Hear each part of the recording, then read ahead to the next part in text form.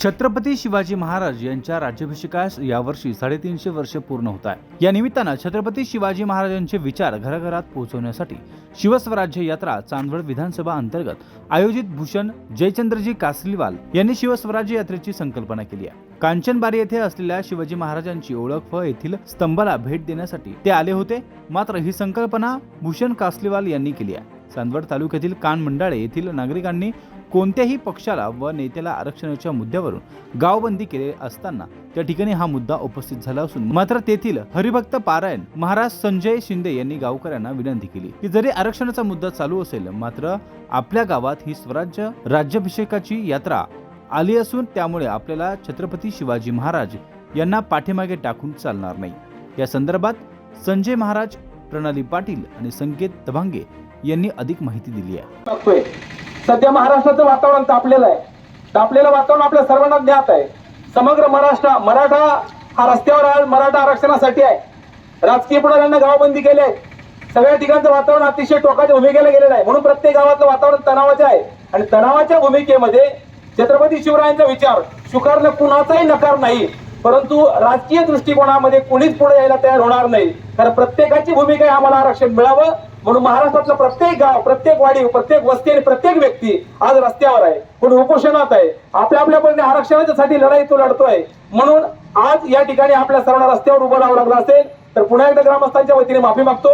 महाराष्ट्राची संपूर्ण परिस्थिती जी आहे त्या परिस्थितीला आपल्या सर्वांना खांद्यावर उभं राहायचं आहे आणि आरक्षणाची लढाई लढायची आहे। परंतु छत्रपती शिवरायांचा विचार हा मागे टाकता येणार नाही। सगळ्या शिवव्याख्यात्यांनी या ठिकाणी सांगितलंय।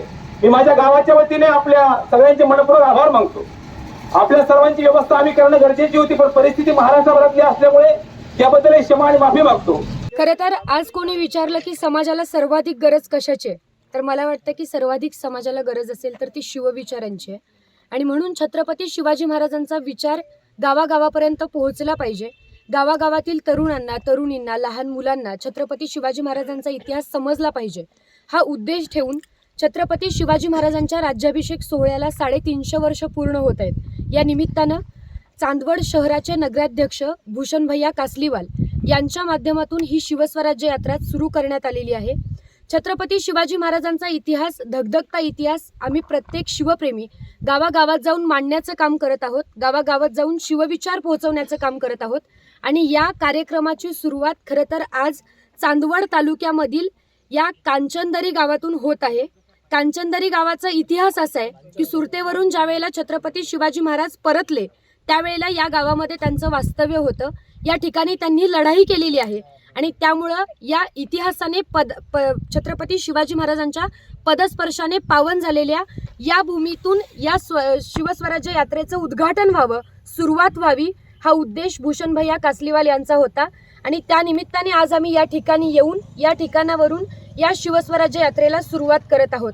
अपेक्षा आहे की चांदवड देवळा तालुक्यातील विधानसभा मतदारसंघातील सर्व नागरिक या यात्रेचं सहर्ष स्वागत करतील। छत्रपती शिवाजी महाराजांचे विचार घराघरापर्यंत पोहोचले पाहिजे यासाठी भूषण भैया कासलीवाल यांच्या माध्यमातून शिवस्वराज्य यात्रेचा प्रारंभ आपण कांचनबारी या ठिकाणावरून करतो आहेत।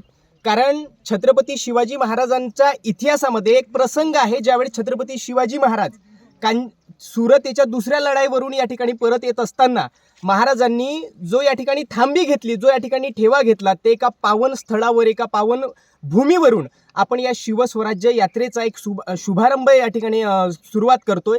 17 ऑक्टोबर 1670 साली छत्रपती शिवाजी महाराजांनी हे ठिकाण गाठलं। या ठिकाणी स्वतः छत्रपती शिवाजी महाराजांनी दानपट्ट्याने युद्ध केलं असा या ठिकाणचा एक इतिहास आहे आणि असा एक पावन इतिहास असलेला, अशी एक पावन भूमी असलेली छत्रपती शिवाजी महाराजांची पावनभूमी असलेली अशा ठिकाणावरून आपण या शिवस्वराज्य यात्रेची सुरुवात करतोय। छत्रपती शिवाजी महाराजांचं पावन चरित्रशील स्वराज्य, छत्रपती शिवाजी महाराजांचा पावन इतिहास हा खऱ्या अर्थानं महाराष्ट्रातील प्रत्येक घराघरापर्यंत, प्रत्येक तरुणांपर्यंत, प्रत्येक प्रतिष्ठित नागरिकांपर्यंत, मुलाबाळांपर्यंत पोहोचावा। जे खऱ्या अर्थानं जे जिजामातेचे संस्कार होते ते संस्कार आताच्या आयांनी आताच्या मुलांवर टाकावे या अनुषंगानं, या प्रयत्नानं, या एका प्रामाणिक विचारानं आपण गावागावापर्यंत पोहोचतोय आणि हा महाराजांचा एक पावन 350 वर्षापूर्वीचा जो राज्याभिषेक होता त्या राज्याभिषेक सोहळ्याला येत्या 2024मध्ये 350 वर्ष पूर्ण होत आहे. म्हणजे 2023 ते 2024 असा एक सलग वर्ष आपण महाराजांच्या या राज्याभिषेकाचा एक पावन वर्ष म्हणून साजरा व्हावा या महाराष्ट्रामध्ये ही एक नवीन विचारधारा घेऊन आपण या चांदवड तालुक्यापासून या सुरुवात करतोय. कांचनबारी हे एक पावन ठिकाण जे आहे या ठिकाणचं, आणि या पावन ठिकाणावरून ही पावन चरित्रशील आणि प्रेरणादायी सुरुवात महाराजांच्या चरित्रशील विचारांची या ठिकाणावरून होत आहे. तरी आणि या सुरुवातीला या गावकऱ्यांनी अतिशय चांगला प्रतिसाद दिला, त्याबद्दल सर्व गावकऱ्यांचे मी या ठिकाणी आभार मानतो. जागर जनस्थानसाठी देविदास जाधव, चांदवड.